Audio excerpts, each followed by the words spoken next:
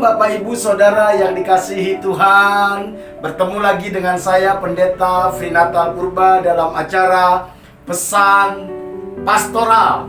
Pada hari ini tema dari renungan kita adalah mengikuti kehendak Tuhan. Mengikuti kehendak Tuhan. Saya mau mengajak kita membaca Alkitab kita yang saya ambil dari Injil Matius pasal 14 ayat 22 sampai 33. Saya akan bacakan bagi kita semua. Dikatakan seperti ini. Sesudah itu Yesus segera memerintahkan murid-muridnya naik ke perahu dan mendahuluinya ke seberang. Sementara itu ia menyuruh orang banyak pulang. Dan setelah orang banyak itu disuruhnya pulang, Yesus naik ke atas bukit untuk berdoa seorang diri. Ketika hari sudah malam, ia sendirian di situ. Perahu murid-muridnya sudah beberapa mil jauhnya dari pantai dan diombang-ambingkan gelombang karena angin sakal. Kira-kira jam 3 malam, datanglah Yesus kepada mereka berjalan di atas air. Ketika murid-muridnya melihat dia berjalan di atas air, mereka terkejut dan berseru, "Itu hantu!"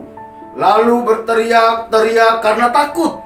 Tetapi segera Yesus berkata kepada mereka, "Tenanglah, aku ini, jangan takut." Lalu Petrus berseru dan menjawab dia, "Tuhan, apabila engkau itu, suruhlah aku datang kepadamu berjalan di atas air." Kata Yesus, "Datanglah." Maka Petrus turun dari perahu dan berjalan di atas air mendapatkan Yesus. Tetapi ketika dirasanya tiupan angin, takutlah ia dan mulai tenggelam, lalu berteriak, "Tuhan, tolonglah aku." Segera Yesus mengulurkan tangannya, memegang dia dan berkata, "Hai orang yang kurang percaya, mengapa engkau bimbang?" Lalu mereka naik ke perahu dan angin pun redahlah. Dan orang-orang yang ada di perahu menyembah dia, katanya, "Sesungguhnya engkau anak Allah." Bapak Ibu Saudara yang dikasihi Tuhan, peristiwa ini terjadi saat itu Tuhan Yesus membuat sebuah mujizat. Dengan 5 roti dan 2 ikan, Tuhan Yesus memberi makan 5.000 orang. Saudara bisa bayangkan apa yang dirasakan murid-murid saat itu. Mereka bagian dari sebuah peristiwa yang luar biasa. Hanya dengan 5 roti dan 2 ikan, Tuhan Yesus membuat mujizat, memberi makan 5.000 orang laki-laki. Bahkan masih ada sisa 12 keranjang. Di tengah-tengah sukacita mereka, di tengah-tengah kebanggaan mereka, karena mereka menjadi bagian dari perkara yang besar itu, Tuhan berkata kepada murid-murid, "Ayo menyeberang." Menyeberang! Belum sempat mereka menikmati bagaimana senangnya melihat mujizat, Tuhan sudah suruh mereka menyeberang naik perahu melalui sebuah danau. Dan Yesus saat itu menyuruh orang-orang untuk pulang. Setelah orang-orang pulang, Yesus berdoa. Berdoa sampai tengah malam. Sementara murid-murid di tengah danau, mereka mengalami sebuah masalah. Masalahnya ada angin sakal yang sangat menakutkan. Bagi seorang nelayan, angin sakal adalah satu angin yang paling dihindari oleh mereka. Sekonyong-konyong tiba-tiba ada angin sakal. Saya percaya bahwa Tuhan Yesus sudah tahu bahwa akan ada angin sakal. Tetapi kenapa Tuhan Yesus suruh mereka menyeberang? Ini penting untuk kita pelajari. Bapak Ibu yang dikasihi Tuhan, dari peristiwa ini ada beberapa hal yang ingin saya bagikan di tengah-tengah kita. Yang pertama, Ketika kita mengikuti kehendak Tuhan, tidaklah berarti bahwa kita bebas dari masalah. Tuhan Yesuslah yang menyuruh murid-murid menyeberang. Murid-murid taat kepada kehendak Tuhan. Mereka taat kepada perintah Tuhan, tetapi di tengah jalan mereka menghadapi sebuah masalah, dan masalah itu sangat serius, dan itu mengancam jiwa mereka. Saya seringkali menemukan orang bertanya gini sama saya, "Kak, sejak saya bertobat, sejak saya mengikut Tuhan sungguh-sungguh, sejak saya memutuskan untuk melayani Tuhan, kenapa masalah yang saya hadapi justru banyak?" Bapak Ibu, saya ingin sampaikan pada malam hari ini bahwa ketika kita mengikut Tuhan, bukanlah berarti kita bebas dari masalah. Mengikut Tuhan bukanlah cara untuk terhindar dari masalah. Yang terpenting bukan masalahnya. Yang terpenting bukan masalahnya. Yang terpenting adalah apakah Tuhan bersama dengan kita. Ketika Tuhan bersama dengan kita, sebesar apapun masalah, kita percaya Tuhan kita lebih besar dan lebih berkuasa dari masalah kita. Itu pesan yang pertama. Yang kedua yang bisa saya bagikan adalah Tuhan tahu batas kemampuan kita. Ketika murid-murid saat itu sudah kewalahan menghadapi angin sakal, ketika mereka sudah mungkin hampir menyerah, Yesus datang. Yesus datang dalam waktu yang tepat.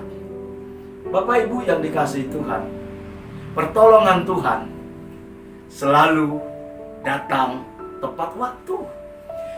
Pertolongan Tuhan tidak datang buru-buru atau terlambat. Tuhan tahu kapan waktunya menolong kita. Oleh karena itu, apapun yang sedang saudara alami hari-hari ini, masalah, kesulitan, tantangan, tekanan, percayalah, ada Tuhan bersama dengan kita. Percayalah, Tuhan tahu kapan waktunya menolong kita. Dan Tuhan tahu bagaimana caranya menolong kita. Jangan menyerah, jangan putus asa, jangan menyalahkan keadaan, jangan menyalahkan orang lain, jangan menyalahkan Tuhan. Murid-murid bisa aja saat itu menyalahkan Tuhan. Ini gara-gara Tuhan yang suruh, makanya kita menghadapi angin sakal, tapi mereka tidak lakukan itu. Saudara, percayalah bahwa Tuhan tetap memegang kontrol atas seluruh hidup kita, atas alam semesta, atas jagat raya ini. Apa yang terjadi hari-hari ini? Pandemi virus COVID-19.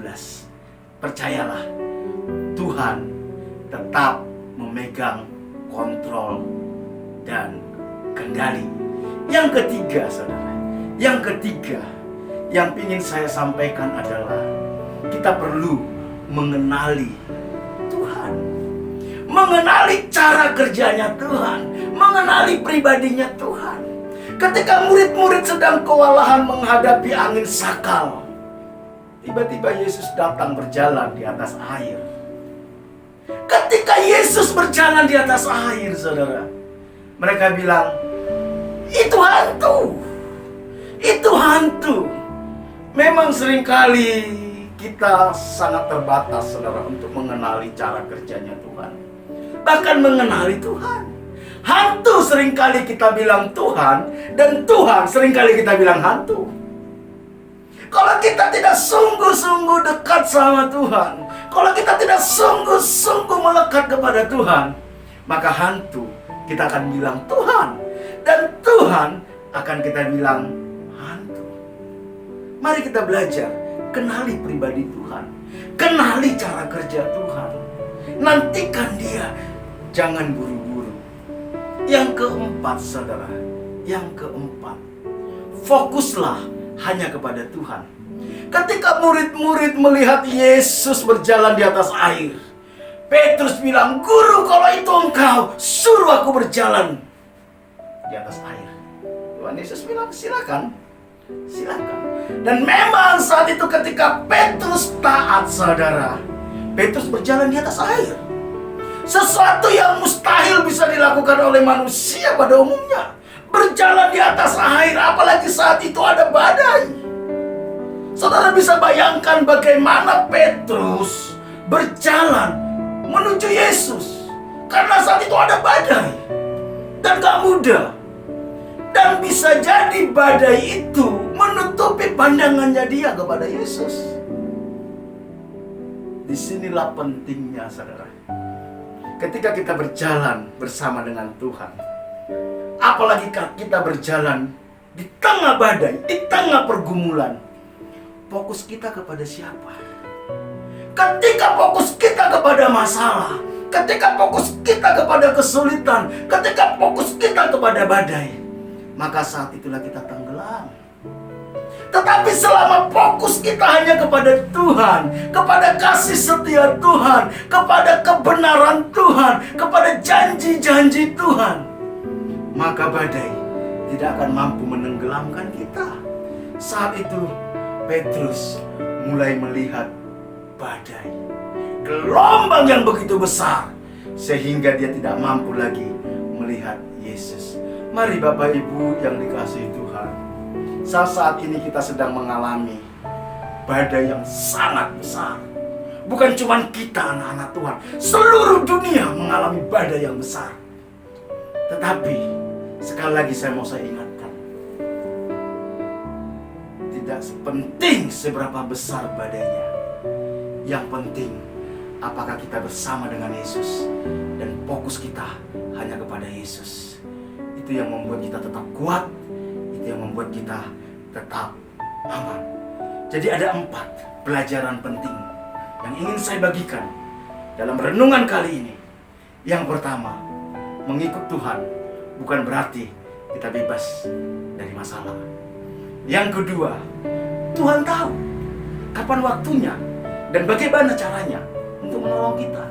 Kita gak perlu mengajari Tuhan, kita gak perlu mendesak Tuhan. Dia tahu apa yang terbaik bagi kita. Firman Tuhan katakan, pencobaan-pencobaan yang kamu alami adalah pencobaan biasa yang tidak akan melebihi kekuatan manusia. Yang ketiga adalah, mari kita belajar mengenal pribadi Yesus, supaya kita tahu bahwa itu betul-betul Tuhan. Jangan sampai Tuhan kita bilang hantu, dan hantu kita bilang Tuhan, sehingga kita terjebak. Yang terakhir, fokuslah hanya kepada pribadi Yesus. Jangan fokus kepada masalah, jangan fokus kepada badai. Dan saya percaya kita akan tetap hidup berkemenangan. Tuhan Yesus memberkati kita semua.